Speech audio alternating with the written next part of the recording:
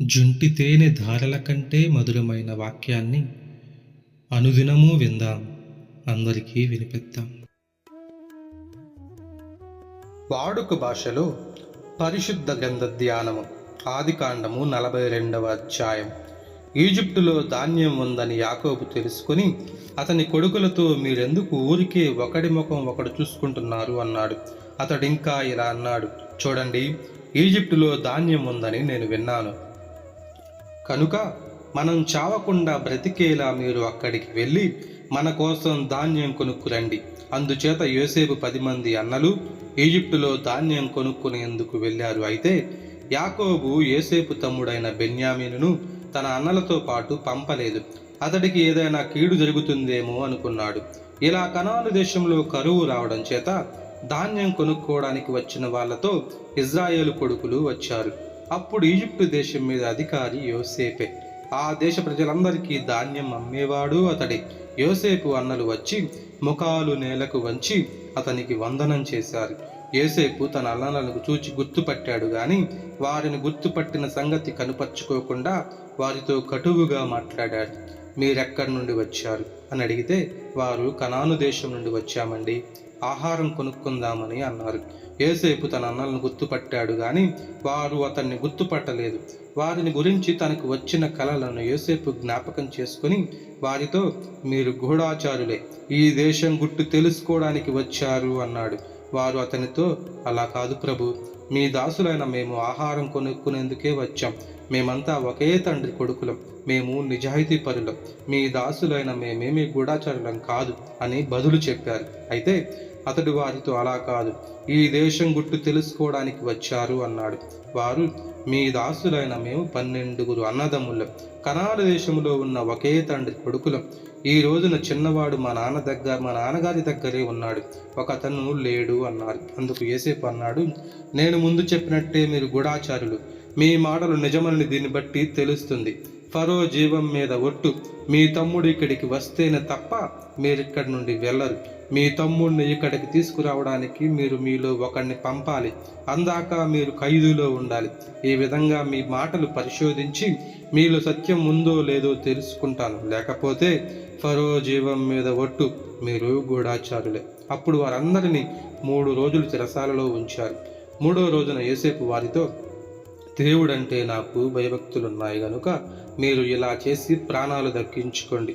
మీరు నిజాయితీ పరులైతే మీలో ఒకరిని చెరసాలలో ఉంచుతాను.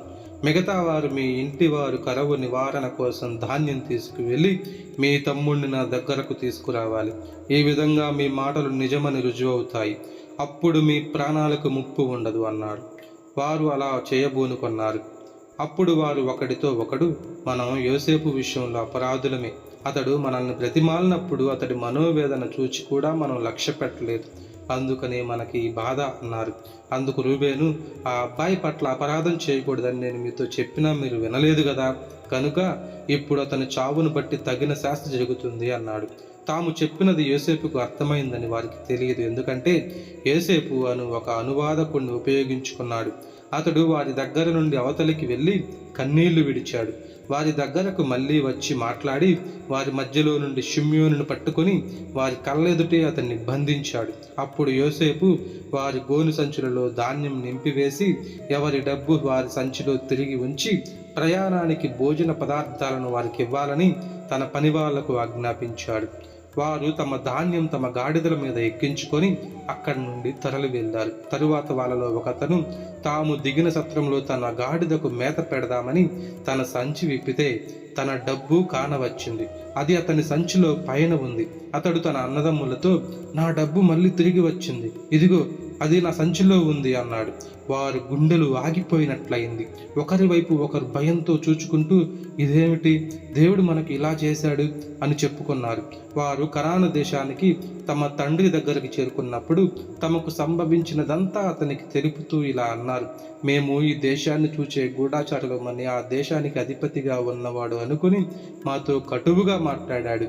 మేము అతనితో అన్నాం కదా, మేము నిజాయితీ పరులం, గూఢాచారులమేమి కాదు. మేము 12 అన్నదమ్ములం, ఒకే తండ్రి కొడుకులం. ఒకడు లేడు, చిన్నవాడు ఇప్పుడు మా తండ్రి దగ్గర కనాను దేశంలో ఉన్నాడు. అందుకు ఆ మనిషి, ఆ దేశాధిపతి మాతో ఇలా అన్నాడు: మీరు నిజాయితీ పనులను తెలుసుకునేందుకు ఒక పరీక్ష పెట్టదలిచాను. మీలో ఒకరిని నా దగ్గర విడిచిపెట్టి మీ ఇంటి వాళ్ళ కరువు నివారణ కోసం ధాన్యం తీసుకువెళ్ళి నా దగ్గరకు మీ తమ్ముడిని వెంట పెట్టుకురావాలి. మీరు గూఢాచారులు కాక నిజాయితీ పరులైతే అది తెలుస్తుంది. మీ సోదరుణ్ణి మీకు అప్పజెప్పి మీరు ఈ దేశంలో వ్యాపారం చేసుకోవడానికి సెలవిస్తాను. అప్పుడు వారు తమ సంచులు ఖాళీ చేస్తే ఎవరి డబ్బు మూట వారి సంచిలో ఉంది. తమ డబ్బు మూటలు వారు వారి తండ్రి చూచి బిత్తరపోయారు. వారి తండ్రి యాకోబు, నాకు సంతానం లేకుండా చేస్తున్నారు మీరు. యోసేపు లేడు, సిమ్యోను లేడు, బెన్యామీనును కూడా తీసుకుపోతారట. ఇవన్నీ నా మీదకే వచ్చాయి అన్నాడు. రూబేను తన తండ్రితో అన్నాడు, నేను అతన్ని మీ దగ్గరకు తిరిగి తీసుకురాకపోతే మీరు నా 2 కొడుకుల్ని చంపవచ్చు. అతన్ని నా చేతికి అప్పగిస్తే అతన్ని తిరిగి మీ దగ్గరకు తీసుకువస్తాను. అయితే యాకోబు, నా కొడుకు మీతో పాటు వెళ్ళకూడదు. అతడు అన్న చనిపోయాడు, అతడు మాత్రమే మిగిలాడు. ఒకవేళ మీరు వెళ్ళే తోవలో అతడికి హాని జరిగితే నరసిన వెంట్రుకలు గల నన్ను దుఃఖంతో మృత్యులోకానికి దిగిపోయేలా చేస్తారు అన్నాడు. దేవుని పరిశుద్ధ వాక్యము దీవించబడునుగాక. ఆమేన్.